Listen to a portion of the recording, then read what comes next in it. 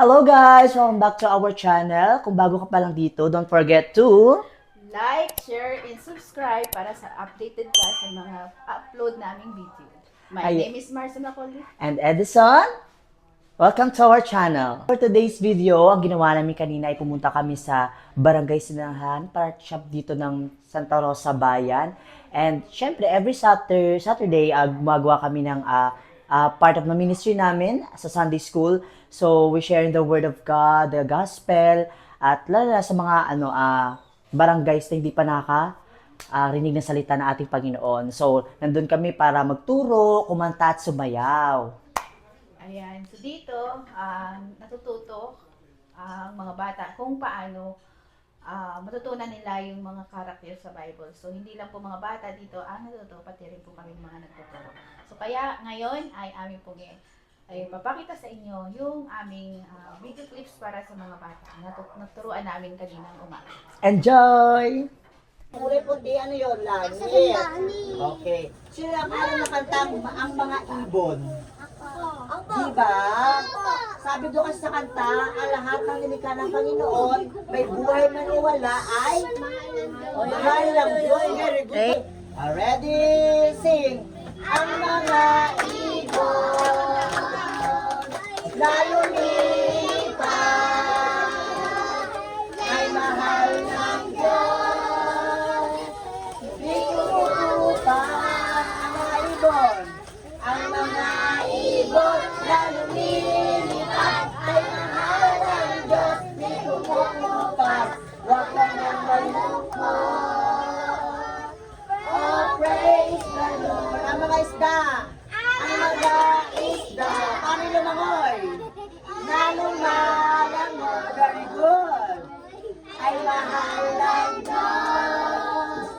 Hindi kumukupas ang mga isda. Ang mga isda na lumalangoy ay mahal ng Diyos. Hindi kumukupas. Huwag ka nang malungkot.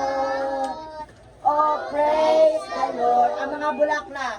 Ang mga bulaklak na namumukadkad. Na namumukadkad ay mahal ng Diyos. Di kumukupas. Galing. Ang mga bulaklak. Ang mga bulaklak ay mahal ng Diyos. Di kumukupas. Huwag ka nang malungkot. Oh, praise the Lord. Ang mga bata. Ang mga bata. Kayo yung turulo. Na naglalaro. Ay mahal ng Diyos. Di kumukupas. Ang mga bata. Ang mga bata ay maglalaro. Ay mahal ng Diyos. Di kumukupas. Huwag ka nang malungkot. Oh, praise the Lord. Oh, praise the Lord! Ayan, palakpakan natin ang inyong mga sarili. Okay, very good. Okay, ano yung natutunan niyo sa kanta? Oh, praise the Lord, magpuri sa ating Panginoon. At ibig sabihin nun, katulad niya, di ba, ang lahat na may buhay o walang buhay ay mahal ng ating Panginoon. Okay, sige tayo pa yung upo na ulit. Oh, sino dito yung mga napagod? Sino dito yung mga napagod sa pakakanta? Sapagkat ay napagod. Oh, sa susunod marami pa tayong mga mga kanta na nakahanda sa inyo, di ba? Ang pag-aawit natin yan ay magsisilbing pagpupuri at pagsamba sa ating Panginoon. Okay. Sino dito ang handa na makinig ng salita ng ating Panginoon? Totoo ba? Baka mamaya pag nagturo ng ating teacher, di na kayo makikinig. Makipagdaldalan ng sa katabi. Di ba makipagkulitan na? Sino dito yung ready na makinig ng salita ng Diyos? Very good. So kayo naman, syempre, sabi nga pag nakikinig tayo ng salita ng Panginoon, ihanda ang ating puso, ang ating sarili, di ba ang ating buhay. O. Paano yun? Zipper your mouth. Taas ang kamay. O, sige, taas ang kamay. O, paano? Tapos ilagay sa bibig, hindi dibdib. Kasi dibdib di naman maingay.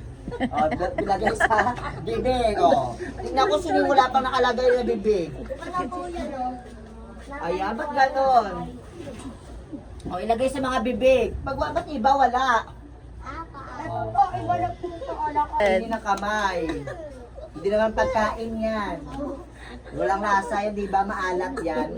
O, gano'n. Very good. Okay, ngayon, tayo ay... Ayan, makikinig na kay teacher. So, papakilala ko muna yung ating teacher, di ba? Sino yung nakakilala sa ating teacher kaya? O, lagi na siyang, nagtuturo dito sa Sinalhan. Di ba? Kasi, paiba-iba kami ng tinuturuan. May sa GRCC, may Sinalhan. So, ayan. Okay. Ngayon, tinatawagan ko na po, isa siya sa mga elder ng ating church. Oh. Pag sinabing elder, syempre, hindi nyo pa alam yun. Yung elder kasi parang sabi, isa sa mga leader. Isa sa mga namumuno sa ating iglesia, sa ating church. So ngayon, tinatawagan ko na po ang ating teacher, si Teacher Maricel. Wow, kilala ka. Thank you. So, di ba, sabi nga dapat tayo ay laging umattend sa mga pagtuturo patungkol po sa Bible. So, ngayon, tayo ulit ay mag-aaral. Last week, sino po yung teacher niyo last week? Teacher Helen. Teacher Very good, Teacher Helen. Ano po yung, ano yung napag-aralan? Ang kwento ni Abigail. Wow! Sino si Abigail?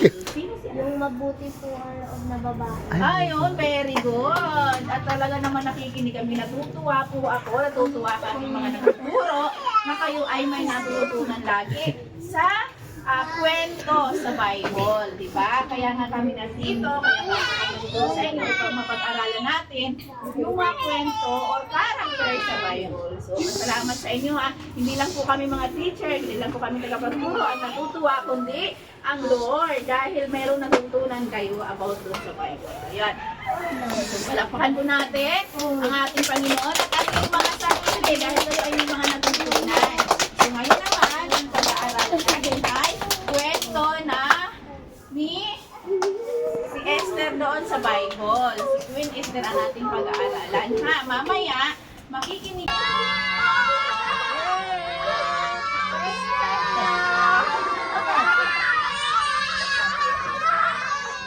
Thank you, Lord, sa buhay ng mga batang ito.